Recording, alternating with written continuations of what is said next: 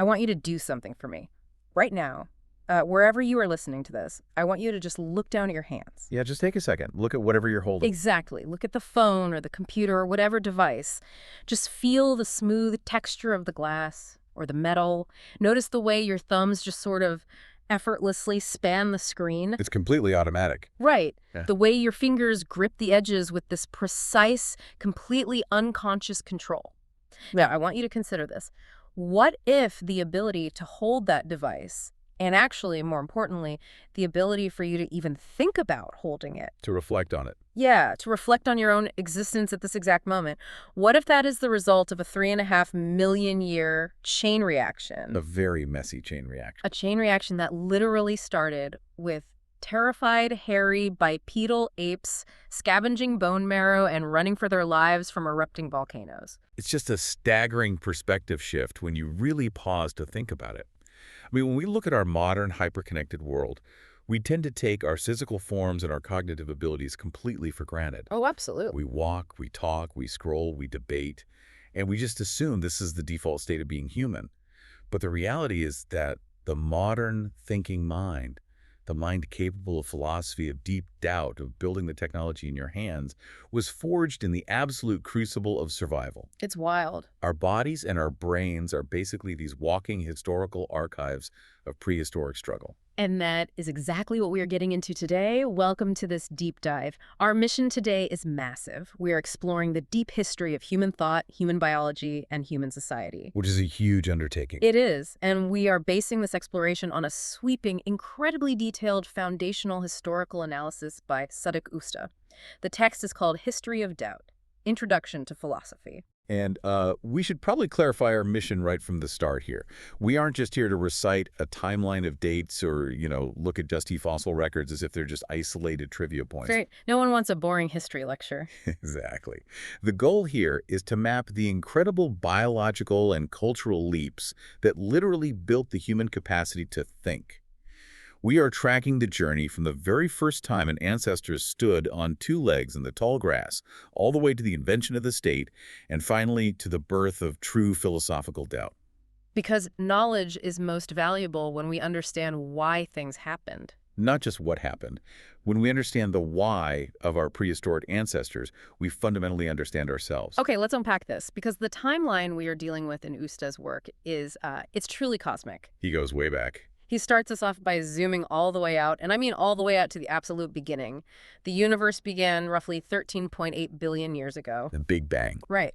Earth formed about 4.6 billion years ago. And for billions of years, life was just slowly, quietly evolving through these microscopic organisms, eventually leading to increasingly complex forms. But the crucial turning point for us, the moment our specific story truly begins, happened about 3.5 million years ago in East Africa. Yeah, East Africa. That is the exact moment we find the first definitive, undeniable proof of our ancestors walking upright on two legs. The bipedal ape. Yes. This is the era of Homo erectus, the upright man.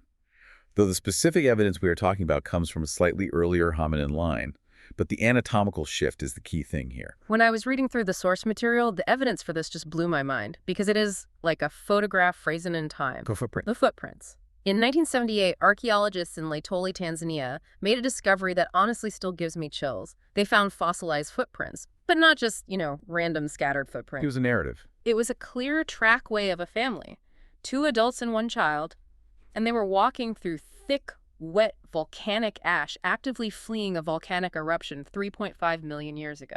You can almost read the scene. You really can. You can see the terror, the urgency in the way their weight shifted in the ash.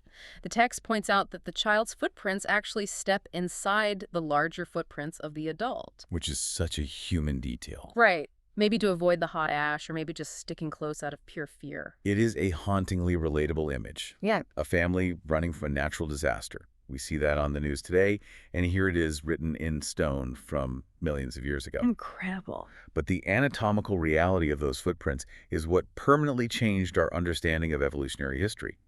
The arch of the foot, the deep impression of the big toe, it proved definitively they were walking fully upright, bipedally. But that raises a huge question. Now, the question that has puzzled evolutionary biologists for a long time, and it's a central theme in our source text, is why stand up in the first place? I have to admit, it seems incredibly counterintuitive to me. How so? Well, if you are an ape on the dangerous ancient savanna, standing up exposes your soft, vital organs, your stomach, your throat. They're all just right there for predators. Plus, you immediately become slower than almost any four-legged predator out there. Why would you take that risk? If we connect this to the bigger picture, we have to remember a fundamental rule of evolution that Usta points out repeatedly. Human biology doesn't consciously adapt to a plan. It's not a choice. Exactly. Evolution is not a conscious choice or a strategy. Standing up wasn't decided in some committee meeting on the savannah. What happens is that genetic mutations occur entirely at random. Just to roll the dice. A roll of the dice in a changing environment. In the drying African landscape where dense forests were thinning out and being replaced by tall savanna grass, an ape that happens to have a random genetic mutation, allowing it to stand just a little bit straighter, has a sudden, distinct advantage. Because of the grass. They can see over the tall grass. So it is purely about lines of sight. They can spot the lion stalking them from a distance before the lion spots them. That is the primary immediate benefit. The ones who can stand, even awkwardly, see the danger and survive. The ones who stay on all fours in the tall grass get eaten. Brutal, but effective. It is. The survivors live long enough to pass on that specific genetic trait. Over hundreds of thousands of years, this brutal process naturally selects for a more refined, permanent, upright posture. Right. But while sightlines kept them alive, standing up provided another massive evolutionary advantage that would change the trajectory of the planet. It entirely freed up the hands. Which completely changes the game. Yeah. Suddenly you have appendages that aren't needed for locomotion at all. You can carry things? You can carry things, you can manipulate things, but, and this is a huge but, that the source material dives deeply into standing upright came with a massive, almost fatal biological trade-off. It really did. It fundamentally altered human anatomy, and it created a profound crisis specifically for females of the species. This is a critical point to understand. To walk efficiently on two legs, the mechanics of the pelvis have to change. Right. A quadruped pelvis is wide and positioned differently. A bipedal pelvis has to become narrower and bowl-shaped to support the internal organs vertically and anchor the leg muscles for a walking stride. Which makes sense mechanically. Mechanically, yes. But a narrower pelvis biologically dictates a narrower birth canal. And here is where the evolutionary timeline creates a massive conflict. At the exact same time the pelvis was narrowing to support walking, the survival advantage of having a slightly larger, more complex brain was also being selected for. It's a slow-motion biological collision. Exactly. The birth canal is getting smaller, but the infant's head is getting larger. It's a strict anatomical bottleneck. If the infant's head grows too large, neither the mother nor the child survives the birth. If the pelvis stays wide, bipedalism fails. So how did nature solve it?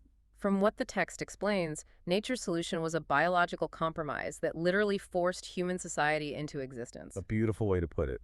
To survive the birth process, human babies had to be born completely premature compared to the rest of the animal kingdom. Completely undercooked. Yeah. They are born with unfused, soft skulls, fontanelles, so the head can physically compress and squeeze through the narrowed birth canal.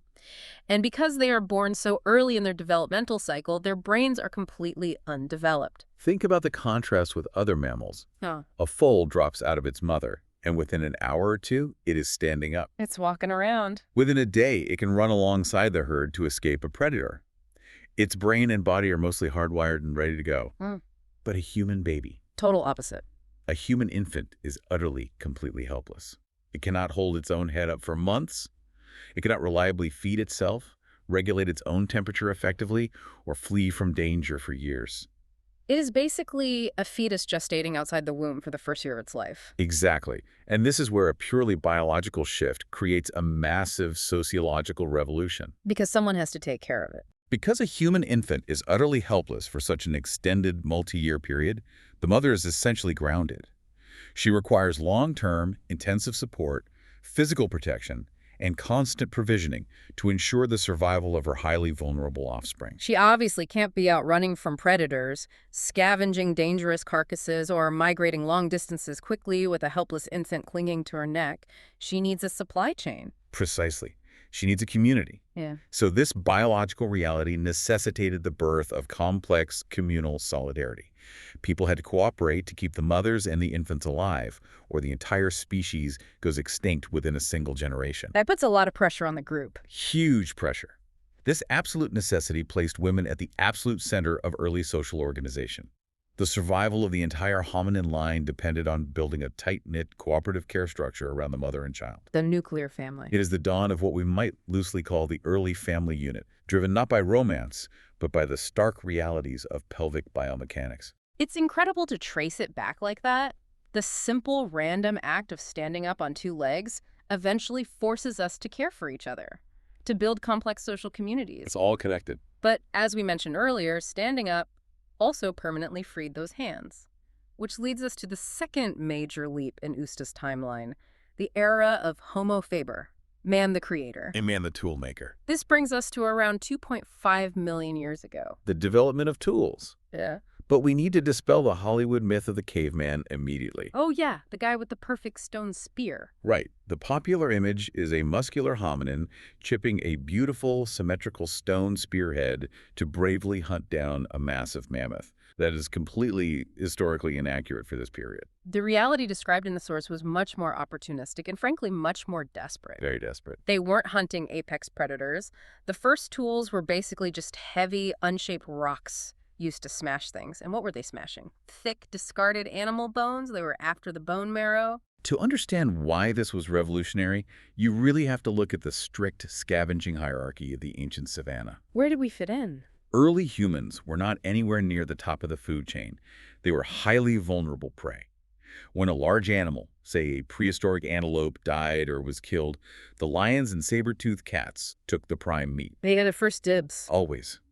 When the apex predators were full and moved on, the hyenas moved in. Hyenas have incredibly powerful jaws, and they took the scraps, the tough cartilage, and cracked open the smaller bones. Leaving barely anything. Then the jackals and vultures took whatever tiny scraps were left. So where do our ancestors fit into this? They were hiding in the brush, waiting patiently, probably for days, for all the terrifying predators to finally leave. Just watching and waiting. Once the coast was entirely clear, they crept out to the rotting carcass.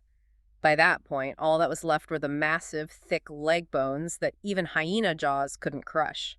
But humans had those fully freed hands, and they realized they could pick up a heavy, dense stone and forcefully smash those thick bones open. And inside those thick bones is the ultimate evolutionary prize: bone marrow. Pure energy. Marrow is an incredibly dense, massive source of protein, essential fats, and vital minerals. It is a caloric goldmine that was locked away in a bone vault that literally no other animal could open. It was pure brain food. Literally. Accessing that marrow provided the massive caloric surplus needed to fuel the continuous exponential growth and complexification of the human brain. Because the brain needs so much energy. The brain is an incredibly energy-hungry organ. It only accounts for about 2% of our body weight, but it consumes roughly 20% of our daily caloric intake. Without inventing that specific tool-assisted scavenging technique, our brains simply could not have sustained the biological energy required to grow larger. And this brings up a fascinating philosophical point that Usta makes about the nature of tools themselves. Because you'd argue that animals have tools, right? Sure. A lion has razor-sharp claws, a turtle has a hardened shell, an elephant has a highly dexterous trunk. But the source makes a very clear distinction here. Yes. Animals carry their tools on their physical bodies. They are grown biologically. They're part of them. Therefore, they are strictly limited by their own biology. A lion cannot upgrade its claws if the prey suddenly gets thicker skin. Humans, on the other hand, use external objects to exponentially multiply our biological limits. It is the exteriorization of our physical capacities. Exactly. We completely lack the thick keratin claws required to dig through hard-baked earth, so we observe and we invent the pickaxe. We cheat biology. We cheat it constantly. We lack fins, gills, and buoyant blubber, so we invent the boat. Tools become an evolutionary extension of the human body, allowing us to adapt to almost any environment on Earth without waiting millions of years for a genetic mutation to change our bodies. Okay, here's a relatable analogy to put that in perspective. Think about the very first human ancestor picking up a jagged, heavy rock to brutally smash a femur bone 2.5 million years ago. The first tool use. Now fast forward to today. Picture a highly trained modern neurosurgeon looking through a high-definition digital microscope using a tiny, precisely calibrated laser scalpel to remove a microscopic tumor from a human brain. Night and day, visually. Visually, those two scenes look completely different, separated by millions of years of progress. But neurologically, it is the exact same unbroken lineage of hand-eye brain coordination. It is the same fundamental, uniquely human action of using an external object to manipulate and alter the physical environment to our advantage. That is a brilliant way to frame it. And the text emphasizes that making a tool, even a seemingly simple stone chopper, requires a massive, unprecedented leap in cognitive ability. It's not just banging rocks together. No. It requires high-level abstract thought. But wait, I have to play devil's advocate here. Don't we see crows using twigs to dig bugs out of dark? Don't chimpanzees use rocks to crack nuts? How is what our ancestors did any different? It is a great question. Animals certainly use found objects. A chimpanzee will find a rock that is already roughly the right shape and use it as a hammer. But to manufacture a tool from a raw, unshaped material requires a totally different cognitive process. You have to see it before it exists. You have to be able to look at a raw lump of flint, and in your mind's eye, you have to imagine the finished, sharp-edged tool hiding inside of it before you even strike the first blow. Wow. You have to understand the geometric properties of how the stone will fracture. You have to hold an abstract, non-existent concept in your mind and then impose that conceptual design onto physical reality. You are creating something entirely new that didn't exist in nature, purely from your own imagination. Exactly. You are no longer just reacting to the world as it is. You are actively redesigning physical reality based on an internal vision. That is the true birth of the creator mind. That is wild to think about. That single moment of abstraction changes everything. And that ability to manipulate the environment took its most dramatic, almost magical turn with the third major leap outlined in the source: fire. The mastery and control of fire. For a long time, the standard historical narrative was that we mastered fire maybe 600,000 years ago. But Usta points out that newer archaeological evidence, traces of deep, ancient hearths, pushes this back to at least 1 million years ago, possibly further. It is genuinely hard to overstate how revolutionary the control of fire was for the hominin lineage. There is a very good reason the ancient Greek myth tells the story of Prometheus stealing fire from the gods to give to humanity. It feels like magic. It felt monumental, almost divine. It was the moment humanity essentially stole the power of the sun and brought it down to earth. It obviously changed our culture and gave us warmth, but what I found fascinating in the source material is how it literally changed our anatomy once again. It was like standing up. Yes. Fire essentially acts as an external stomach. It pre-digests our food.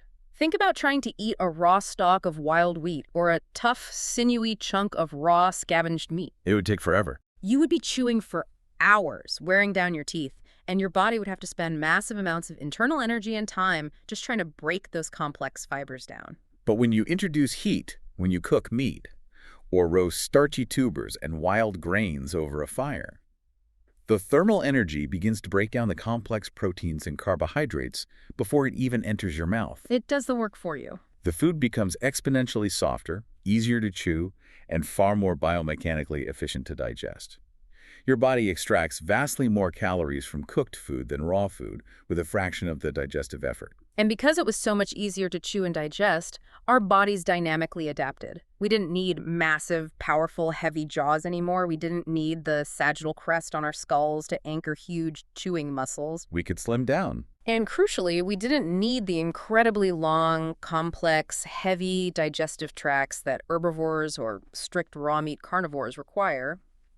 Over hundreds of thousands of years, because we were systematically cooking our food, our jaws shrank, our teeth got smaller, and our entire intestinal tract shrank significantly in length and volume. This is a crucial, foundational point regarding our biological energy budget.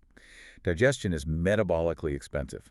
It takes a tremendous amount of daily energy to power a massive digestive tract. So we had all this extra energy. By externalizing part of the digestive process into the fire, the massive amount of daily energy that used to go to our guts was suddenly freed up. And nature is fiercely efficient. Where was that surplus energy dynamically redirected? Straight up to the brain. Exactly. It's the expensive tissue hypothesis. The brain grew larger and more complex precisely because the gut shrank, and the gut shrank precisely because of the external technology of fire. It's a feedback loop. A powerful one. But fire provided secondary benefits that were just as vital to our survival and expansion. It allowed early humans to harden the tips of wooden sticks, creating vastly more effective and lethal spears for hunting and defense. Which changes our place on the food chain. Boiling water over fire killed deadly parasites and waterborne bacteria, drastically increasing survival rates and lifespans. And it provided an unprecedented level of safety. A fire creates a glowing, safe perimeter. Almost all wild predators are instinctively, genetically terrified of fire. For good reason. For the first time in millions of years, human ancestors could sleep deeply on the ground without the constant gnawing terror of being eaten in the pitch black. Which brings up a profound, almost poetic philosophical implication of fire that the text explores. The control of fire allowed humans to become masters of time. Masters of time. I love that phrasing. Tell me more about how the source frames that. Think about the natural world. Every other animal on the planet is an absolute slave to the cycle of the sun. When the sun goes down and it gets dark, they are biologically mandated to sleep, to roost, or to hide from nocturnal predators. Their day is over. Their conscious, active day is strictly dictated by available light. By capturing and controlling fire, humans conquered the night. We artificially extended our waking hours. We created light and warmth in spaces where there was historically only cold, terrifying darkness. Wow. So instead of shivering in a dark cave or up a tree, isolated and silent, hoping to survive until the sun comes up, our ancestors are sitting around a glowing hearth. And what do you do when you are sitting around a communal fire for 3 or 4 extra hours every single night, feeling relatively safe from predators, with a full belly of calorie-dense cooked food? You talk. You don't just stare at the flames. You socialize. You look up at the stars and notice patterns.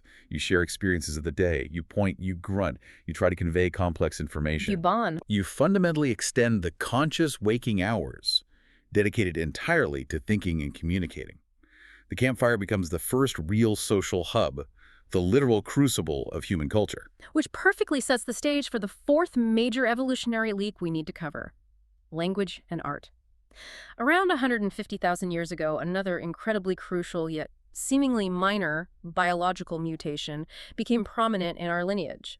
The human vocal cords, the larynx, dropped much lower in the throat compared to our other ape relatives. This is another one of those fascinating evolutionary trade-offs, much like the narrowing of the pelvis. Another biological risk. Because our larynx dropped lower, humans became the only mammals on Earth that can easily accidentally choke to death while eating and drinking at the same time. The biological pathways for breathing air and swallowing food cross in a very precarious, dangerous way in the human throat. It really seems like a terrible, flawed design. If survival is the goal, why would evolution select for a throat structure that makes choking on a piece of cooked meat so easy? Because the evolutionary payoff was unimaginably massive. That dropped larynx created a much larger, more flexible resonating chamber in the throat and the mouth. An instrument. Combined with fine motor control of the tongue and lips, this allowed for an unprecedented, massive range of distinct vocal tones. It allowed for the rapid, precise articulation required to create complex syntax. The everyday evolutionary risk of choking was far outweighed by the immense, species-defining survival advantage of complex, nuanced communication. But we need to be careful here to differentiate this from general animal sounds, because animals absolutely communicate, right? I've seen documentaries where vervet monkeys have very specific warning cries. Yes, they do. One type of screech specifically means eagle coming from above, and a totally different screech means snake in the grass. They're conveying specific information. How is our language different? It is a valid point. Animals do communicate, but linguists classify that type of communication as strictly indexical and immediate. Let's unpack indexical for a second. Of course. Indexical means the communication is directly pointing to something physically present in the immediate current environment. An animal's warning cry refers to a predator that is right there, right now. It's a biological alarm bell. It's reactive. Human language, however, evolved to utilize deep abstraction. We can talk about things that aren't physically in front of us. Exactly. With complex language, we unlock the ability to discuss the past. The mammoth herd was by the river 3 days ago. We can strategize and plan for the future. Tomorrow, when the sun is high, we will set a trap near the narrow canyon. We can lie. We can deceive. Yeah. And most importantly, we can discuss entirely abstract concepts that have zero physical form in the real world. concepts like justice, the spirit, loyalty, or love. When I was reading this section of Usta's analysis, the part that really resonated with me is the idea that language isn't just a physical tool for talking to someone else. It isn't just a communication device. It's much deeper. The source makes the profound point that language is the actual operating system of internal thought. You cannot have complex, highly abstract thoughts without a structured language to build them with. When you are thinking to yourself, reasoning through a problem, you are usually having a silent conversation in your native language. Language provided the structural framework for the human mind to organize and categorize reality. And once language became sufficiently complex, roughly around 130,000 to 100,000 years ago, we see the results in the archaeological record. Everything speeds up. We see what historians call the Great Cultural Explosion. The physical evidence just suddenly lights up. It's not just crude, heavy hand axes anymore. We start finding finely crafted, beautifully symmetrical flint tools. We find delicate bone needles. Which implies sewing. Exactly, which implies they are tightly sewing fitted clothes to survive harsher climates, not just draping animal skins over their shoulders. We find the very first pieces of jewelry made from pierced shells and animal teeth. Humanity suddenly starts caring deeply about aesthetics, about personal identity, about looking good. And then, around 75,000 years ago, we see something truly profound. We see the definitive evidence of the birth of the afterlife. We start finding deliberate, carefully arranged human burials. This represents a massive psychological shift. Before this, a body was just a body. It was biomass. But now, archaeologists find remains that are buried carefully, specifically posed in the fetal position. It's intentional. And they are thoroughly painted with red ochre pigment. Furthermore, they are buried alongside grave goods, offerings of food, their best tools, their jewelry. What stands out to you about those specific details? Why go through the massive effort to grind red ochre? Why pose a corpse in the fetal position? Well, the source material suggests some really evocative interpretations. The red ochre was likely used to simulate the flush of life, the color of blood, attempting to return vitality to the pale corpse. To wake them up, symbolically. And the fetal position. It strongly implies a belief in a cyclical rebirth. You curl them up exactly the way they were in the mother's womb, preparing them to be born anew into the next world. It proves definitively that the human mind had developed an abstract concept of time that extended far beyond their own biological lifespans. They conceptualized an invisible afterlife. They are no longer just focused on surviving the present day. They were actively planning for and trying to influence eternity. Here's where it gets really interesting for me, and it ties right into that spiritual awakening. Let's talk about the art. The cave paintings. Let's fast forward a bit to about 50,000 years ago, looking at the famous cave paintings in places like Lascaux in Europe. You look at these images of charging bison and running horses, and they are anatomically perfect. They capture motion and life beautifully.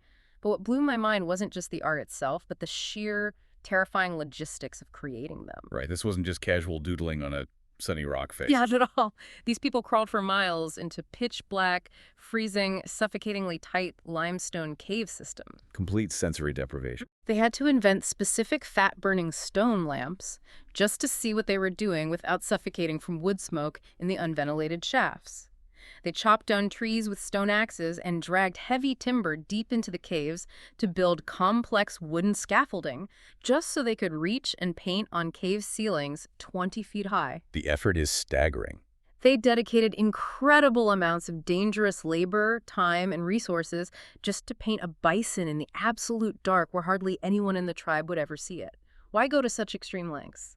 Because art, at this foundational stage of human development, was deeply inextricably tied to complex mythological and spiritual beliefs. It wasn't intended as mere decoration for an audience. It wasn't a gallery. It was an active attempt to interact with and influence reality. Perhaps they believed that perfectly painting the animal on the rock ensured a successful and safe hunt the next day. Or perhaps it was a ritual to honor the spirit of the animal they relied on for survival. What it definitively shows is a mind that is fully capable of symbolic representation. The symbol becomes real. The painted bison stands in for the real bison in the spiritual realm. This is the absolute pinnacle of the abstract mind, and it perfectly prepared humanity for the next massive, world-altering shift in history. Which brings us to Section 5, the Fertile Crescent and the Accidental Farmers. We are moving into the Neolithic Revolution, also known as the Agricultural Revolution. This occurred roughly 14,000 to 8,000 years ago. This is the monumental transition from small bands of nomadic hunter-gatherers to large populations of settled farmers. And it is crucial to note that this didn't just happen everywhere on the planet simultaneously. It was heavily concentrated in a very specific geographic cradle. The Fertile Crescent, which is a distinct crescent-shaped region curving through the modern Middle East, encompassing parts of modern-day Iraq, Syria, Lebanon, Israel, Palestine, and southeastern Anatolia and Turkey. I always wondered about that. Why there? Why didn't complex agriculture start in Europe or North America or deep in the Amazon first? It boils down to a concept of geographic luck, which Usta highlights. The Fertile Crescent naturally contained an unbelievable, completely disproportionate concentration of the biological building blocks necessary for agriculture. A jackpot of plants. If you look at the 56 foundational large-seeded wild grasses in the entire world, the hardy ancestors of modern staples like wheat and barley, an astounding 36 of them grew naturally in this one specific region. Furthermore, if you look at the 8 major wild animal species on the planet that were temperamentally and biologically suitable for domestication, 4 were native strictly to this area. The wild ancestors of cows, sheep, pigs, and goats. The raw ingredients for building a civilization were naturally pooled there in high density. Okay, they had the plants and the animals, but how did the transition actually start? For the longest time, the standard history textbooks told a very clean, very logical story. Humans intelligently figured out how to farm. Because they planted crops, they were physically forced to stay in one place to tend and harvest those crops. The standard narrative. So they settled down, built permanent villages, and then because they were settled and had a stable society, they eventually had the time to build large temples and invent complex religion. Farm first, settle second, pray third. That was the accepted timeline for decades.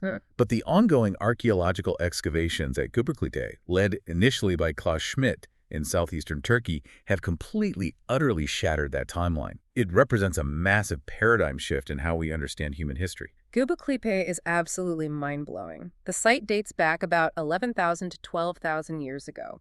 This is before widespread systemic agriculture existed, and it isn't a simple village of mud huts. Not even close. It's a massive, incredibly complex, monumental temple site.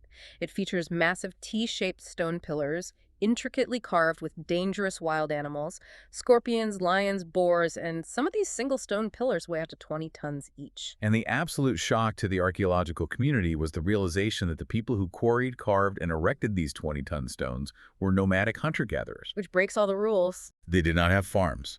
They did not have domesticated beasts of burden to pull the stones. They did not even have metal tools or the wheel. So how do you possibly explain the logistics of building it? Göbekli entirely flips the old textbook theory on its head. The new, widely accepted understanding based on this site is this. These ancient hunter-gatherers felt a profound, overwhelming religious or social urge to gather in massive numbers and build these sacred monuments. The urge came first. But to quarry 20-ton stones from the bedrock, carve them with flint tools, drag them, and erect them requires hundreds, maybe thousands of organized workers. And to keep a workforce of that size in one centralized location for months, years, or generations, you have to feed them. You can't just forage for berries for 1,000 people. You simply cannot sustain a massive, stationary construction workforce just by foraging for wild berries and hunting the occasional gazelle. A group that large would entirely strip the local environment of wild food in a matter of weeks. They would starve. I see where this is going. So, to solve the massive logistical problem of feeding the temple builders, they had to invent agriculture. They had no choice. The deep religious desire to gather and build drove the initial settlement, and the intense pressure of that settlement necessitated the active invention of farming. The spiritual urge in the settlement came first. Agriculture was the desperate technological solution to the food crisis they created for themselves. Precisely. It was an act of necessity. And the source text makes a very clear, very important historical point about exactly who was driving this unprecedented agricultural innovation. Yeah. It refers to it as the matriarchy of the soil. Right, because during this transitional period, the men were largely still engaged in the traditional, highly mobile, prestige-heavy tasks of hunting big game or defending the territory. They were out in the field. It was the women who were the primary gatherers of wild plants, seeds, and nuts. Because they interacted deeply and consistently with the local flora daily, they observed the complex life cycles of the plants. They were the ones who realized the causal link. that a specific seed intentionally dropped in fertile dirt, watered, and protected, reliably grew into a new plant months later. Women were the primary scientists of this era. They were the ones who began to actively observe and select the largest, hardiest seeds, intentionally planting them, and over generations, essentially genetically domesticating wild wheat and barley. The first genetic engineers. Furthermore, women were the primary drivers behind the crucial secondary inventions of this era. You can't just grow massive amounts of grain, you have to protect it from moisture and rodents. So women invented fired pottery to securely store the surplus grain. The infrastructure farming. They invented the earliest forms of textiles, figuring out the complex mechanics of spinning tough animal hair and wild flax into usable cloth. The foundational life-sustaining technologies of the settled world were driven by female labor, observation, and ingenuity. And what farming ultimately provided, more than just survival, was surplus. Caloric surplus. For the first time in the history of the hominin lineage, humanity could reliably produce significantly more food than it strictly needed to survive that specific day. A savings account of calories. You could harvest enough grain in the autumn to safely store for the dead of winter. If we connect this to the bigger picture of how human society structured itself, a massive, reliable surplus of food creates the most dangerous, revolutionary, and transformative commodity in human history: free time. Free time. It sounds so simple, but it changes everything. When a society produces a reliable food surplus, it means that not every single human being has to spend 100% of their waking hours desperately searching for their next meal. A percentage of the farmers can produce enough calories to feed themselves, plus enough extra to feed others. It frees people up. That extra food can be traded or given to someone who doesn't farm at all. It allows for the permanent division of labor in specialized roles. You can now support a dedicated potter who spends all day perfecting clay, a dedicated tool maker experimenting with new materials, a dedicated thinker or priest mapping the stars, and eventually a dedicated warrior class or a bureaucratic manager. Complex civilization is built entirely on the back of caloric surplus. But the text makes it clear that it wasn't a peaceful overnight switch. It wasn't a utopian transition. No, evolution and history are never clean, straight, peaceful lines. We must resist the urge to view history as a smooth, upward trajectory. It's not like a genius invented farming, and the very next day all the nomadic hunter-gatherers put down their spears, picked up wooden hoes, and happily built a village. They didn't just merge. The two ways of life, nomadic hunter-gatherers and settled farmers, coexisted, traded cautiously and fiercely, violently fought each other for thousands of years. But eventually, inevitably, the farmers always won. Why is that inevitable? I have a hard time wrapping my head around that. If the hunter-gatherers were generally healthier, highly mobile, and better adapted to combat in the wild because they hunted daily, why did they lose to the stationary farmers? Because of the relentless mathematics of the surplus.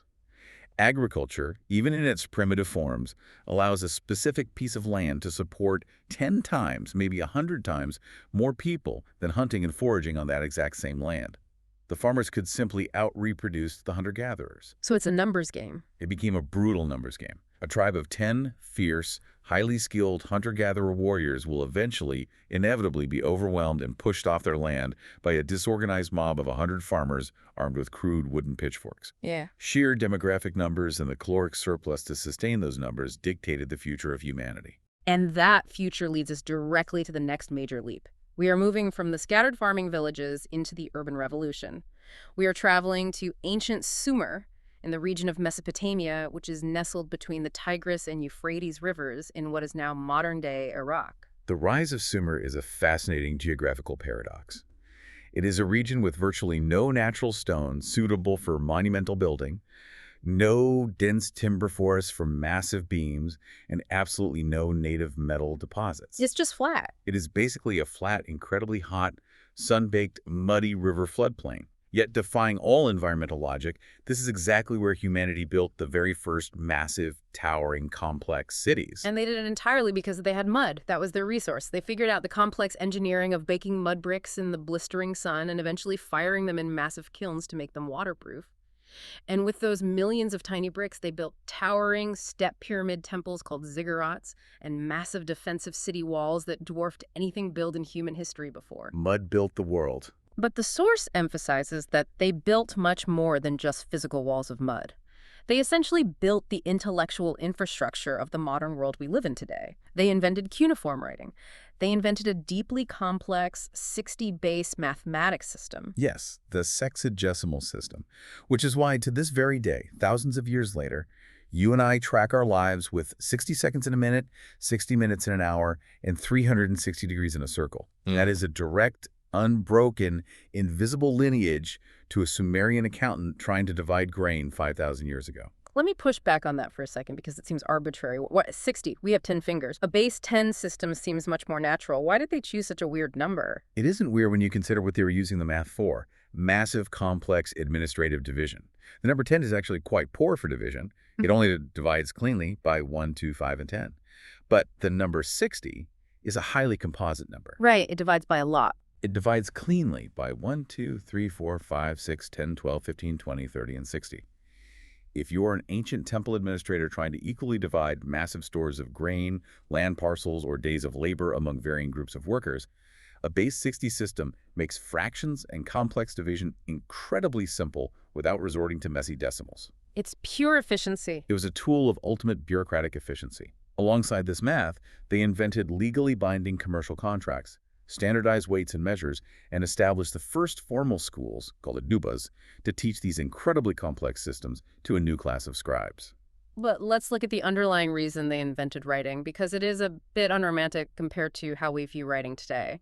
Writing wasn't invented by a visionary, solitary poet who wanted to write down a beautiful, sweeping epic about love or the creation of the gods or human emotion. The very first writing was invented by pragmatic temple priests who were essentially acting as ruthless accountants and tax collectors. As these mud brick cities grew massive, housing tens of thousands of people, the centralized food surplus became immense. The temple was the economic heart of the city. Managing that staggering wealth became impossibly complex for the human brain. You can't just memorize it all.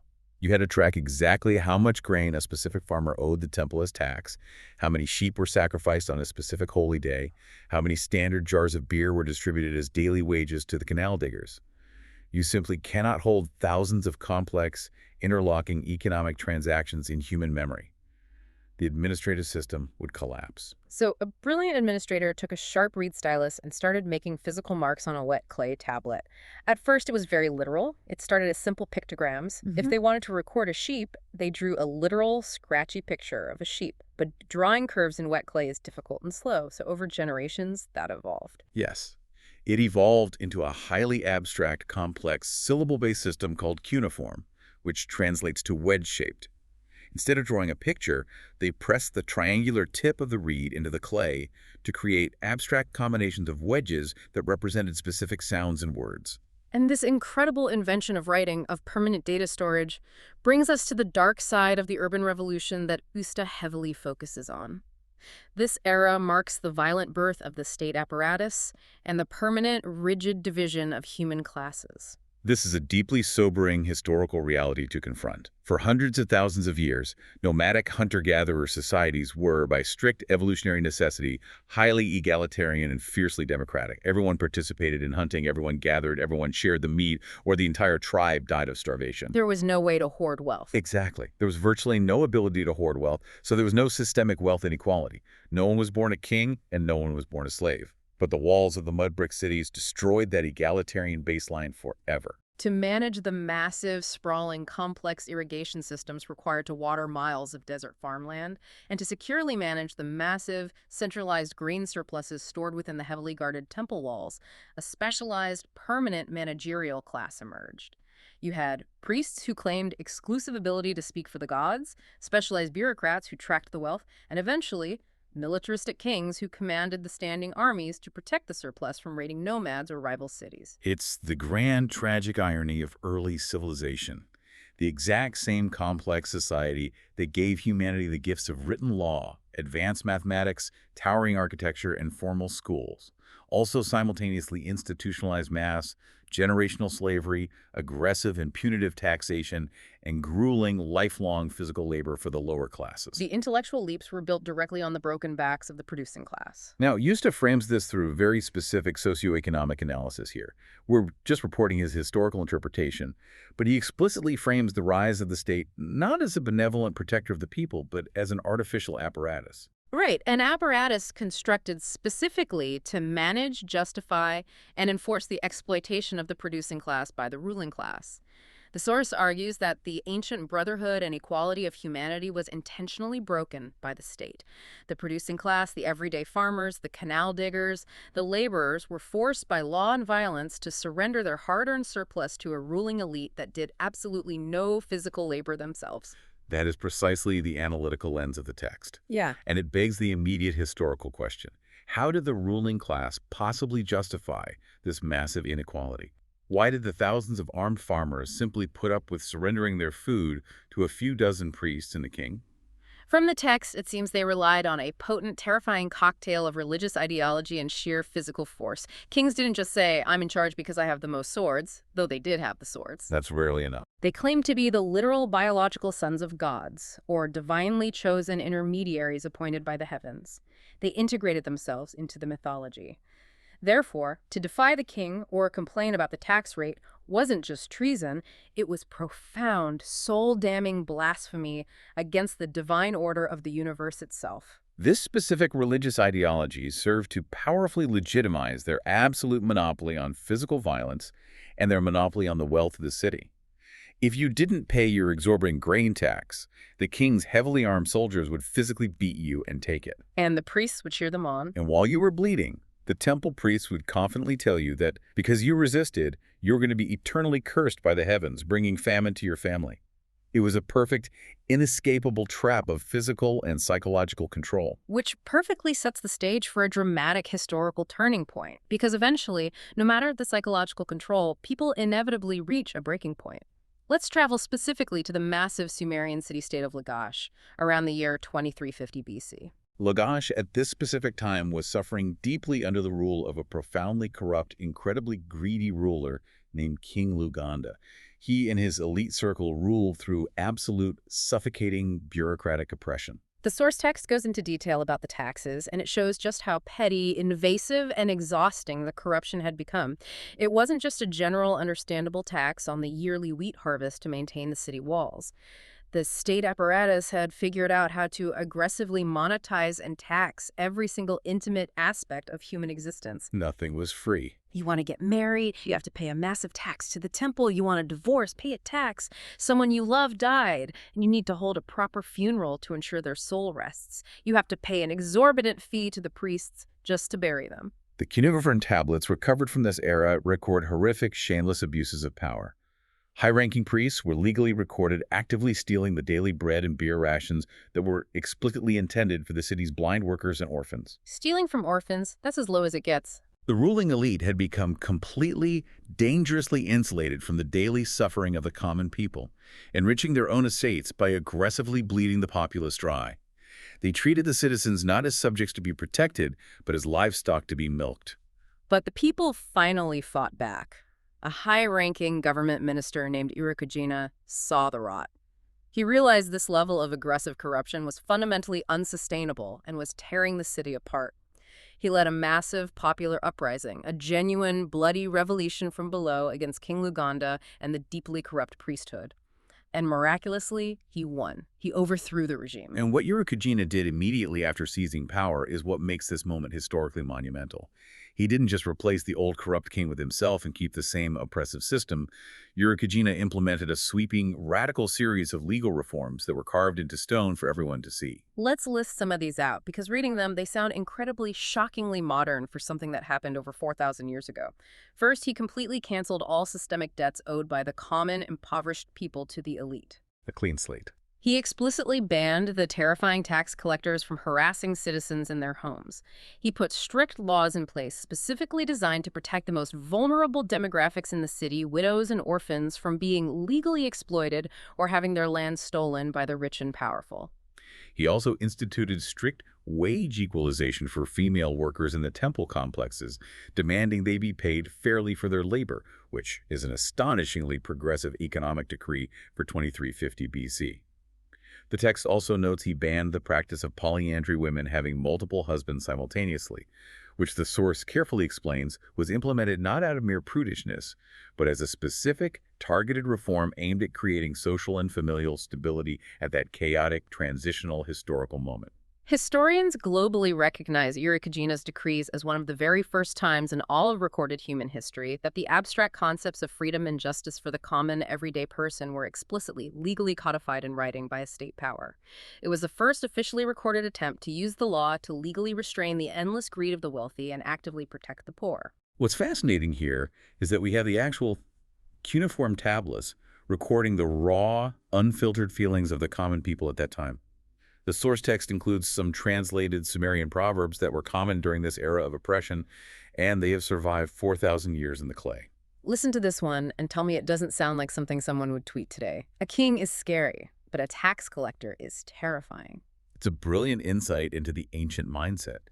It shows that the relentless bureaucratic arm of the state, the actual minor official knocking on your door to take your livelihood and measure your grain, was feared far more than the distant abstract monarch on the throne. And then there's this other deeply tragic proverb from the same era. For the poor, dying is better than living. That one gives you chills. It shows exactly how crushing and hopeless the systemic inequality had become. But at the same time, it proves something incredibly validating about the human spirit. The human desire for equity, the fundamental burning outrage against corruption, greed, and unfairness, is not a modern invention of the Enlightenment. It is quite literally as old as civilization itself. The ancient people of Lagash felt the exact same visceral anger at a corrupt, untouchable billionaire class as people do today. This profound realization regarding the struggle for justice brings us directly to the culmination of Sadık Usta's sweeping analysis. This brings us to the birth of true philosophy. We've covered a massive amount of ground. We've talked about the biological evolution of the brain through marrow and fire, the invention of complex tools, the birth of language, the accident of agriculture, and the rise of massive cities and deeply oppressive states. So, how does all this physical and social evolution finally result in the abstract concept of philosophy? It is entirely about the slow, agonizing transition from mythological thinking to philosophical doubt. For thousands of years, early religions and rigid myths served a crucial psychological purpose. They were attempts by early humans to explain a terrifying, chaotic, unpredictable world. Why did the flood destroy the crops? Why did the sun disappear during an eclipse? The myths provided order and comfort, but they were fiercely dogmatic. They demanded absolute, unquestioning belief without a shred of empirical evidence. It was essentially, the rain falls because the rain god is happy, we sacrifice the sheep. The river flooded because we angered the river god. End of discussion, do not question the priests. Exactly. It is an intellectual dead end. Philosophy, as Usta defines it, begins at the exact dangerous moment when humans start actively doubting those inherited, mandatory myths. When they look at the physical world, observe the contradictions, and finally say, is that really true? Or is that just a convenient story the priests and the king are telling me, so I'll stay afraid and keep paying my taxes? The source highlights a phenomenal, mind-blowing example of this emergence of doubt from ancient Egypt. It's an ancient text known as the Song of the Harper. This is a vital, revolutionary piece of historical evidence. The Song of the Harper is an ancient Egyptian poem usually found inscribed on the walls of tombs, but it is entirely unique and radically subversive because it openly, boldly, and beautifully doubts the very core religious promises of the entire Egyptian state, the absolute promise of the glorious afterlife. To understand how radical this is, you have to remember that the entire ancient Egyptian society, its massive economy, its architecture, its daily rituals, was built obsessively around preparing for the afterlife. Building the massive pyramids, the complex mummification process, the Book of the Dead, it was all an industry of eternity. But this single poem points out a brutal, undeniable physical reality. It says, essentially, look around you. Look at the ancient tombs, even the greatest pharaohs, the ones who built the biggest stone monuments and commanded millions, the ones who claimed to be literal gods walking on earth. They are currently decaying in their dark tombs. Their monuments are crumbling. They are turning to dust, exactly like the poorest, most forgotten peasant. It is a stunning, dangerous realization for that era.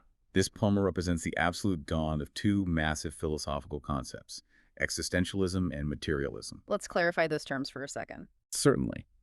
In this context, materialism is the radical realization that the physical, observable world around us is the primary, perhaps only, reality. Existentialism here is the focus on the immediate, lived human experience rather than an abstract, unproven future. The poet is questioning the dogma that has been forcefully handed down from ultimate authority. It is the shocking realization that a divine, untouchable king is, at the end of the day, just a man made of meat and bone, and he will rot exactly like anyone else, regardless of how much gold is buried with him. Therefore, the poem suggests we should focus on the life we are living right now, because the promises of the priests might be entirely empty. And this brings us to the core thesis of Sadık Usta's entire argument. Philosophy isn't just an abstract puzzle invented by rich guys in clean togas sitting around in marble ivory towers debating the exact definition of the word is. Not at all. The source stresses with incredible passion that true philosophy was born in the dirt. It was born in the blood, the sweat, and the brutal everyday struggle of human survival. It emerged directly from the friction and conflict between the oppressed laboring classes slowly realizing they were being systemically exploited, and the ruling classes frantically using complex myths and religion to justify and maintain that exploitation. Philosophy was the intellectual weapon forged to cut through the myth. Philosophy at its beating heart is a practical everyday tool for everyday people. It is the sharpened tool of doubt. It is the vital mechanism we use to break free from unexamined prejudices, from inherited dogma that no longer serves us, and from the psychological control of those who desperately want us to blindly obey without asking why. By exercising doubt, we demand evidence. We demand logical consistency from our leaders and our institutions. We refuse to be passive receptacles for ideology. Through doubt, we claim ultimate ownership over our own minds. So let's bring this all together. Think about the massive, unlikely journey we just took over the last hour or so. The fact that you are listening to this audio right now, the fact that your brain can synthesize this complex historical information, that you can agree or fiercely disagree with our interpretations, that you can pause and think deeply about your own unique place in the modern world. All of that is the direct, unbroken culmination of a terrified bipedal ape figuring out how to smash a thick femur bone for marrow on a dangerous, drying savanna. It is the biological result of mastering the absolute terror of fire to cook meat, shrinking our guts, and fueling the massive expansion of the cerebral cortex. It's the sociological result of early mothers forming deep communal bonds to protect completely helpless infants, accidentally inventing human empathy in society in the process. It is the architectural and agricultural legacy of hunter-gatherers pushing 20-ton stones at Göbekli Tepe, and the forgotten, overworked scribes in sun-baked mud-brick cities inventing abstract writing just to track grain taxes. And, most importantly for our minds, it is the inheritance of the eternal human fight against systemic injustice, a fight echoing down from the bloody rebellion of Urukagina in the streets of Lagash, all the way to the defiant, beautiful doubt of the Egyptian harpers singing in the shadow of the pyramids. Every single time you question a piece of information you see scrolling past on the news, every time you refuse to accept a political or social dogma just because an authority figure said it loudly, every time you fight for fairness or wage equality in your own daily life, you are actively participating in a multi-million-year-old human tradition. You are picking up and using the exact same cognitive tools painstakingly built by your ancient ancestors. And as we close this journey, this raises an incredibly important, almost unsettling question to leave you with. We've spent an hour establishing that our human biology, the physical structure of our brains, and the fundamental shape of our societies were entirely, permanently reshaped by our interaction with early physical tools. The hand axe, the mastery of fire, the invention of agriculture, the stylus. So, how are our modern tools radically reshaping us right now? Our most powerful tools are no longer just physical objects we can put down. They are invisible, omnipresent, and always on. We interact constantly, daily, hourly, with global digital networks, with hyper-advanced, behavior-modifying algorithms designed to capture our attention, and increasingly, with complex artificial intelligence that can mimic our own language, our operating system of thought. If a simple, heavy stone axe could eventually, over millennia, shrink our jaws and grow our brain capacity, what are these invisible, infinitely complex cognitive tools doing to our neurological wiring right this second? What are they doing to our social structures, our attention spans, our capacity for deep philosophical doubt? What kind of evolutionary leap, or perhaps biological detour, are we currently in the absolute middle of without even realizing it? What kind of human is being built right now by the glowing tools we hold in our hands today? Something to think about the very next time you look down at your screen. Thanks for taking this deep dive with us. Keep doubting, keep thinking. We'll see you next time.